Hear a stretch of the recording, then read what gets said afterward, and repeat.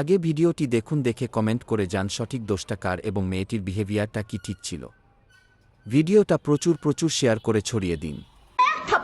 তারপরে দুটো করে গাড়ি আনাচ্ছেন কেন? আমি না একটা ক্যান্সেল করে দিন, যখন দুটো রাইড ধরে ছেলে। বেশ ঠিক আছে, আচ্ছা ঠিক আছে।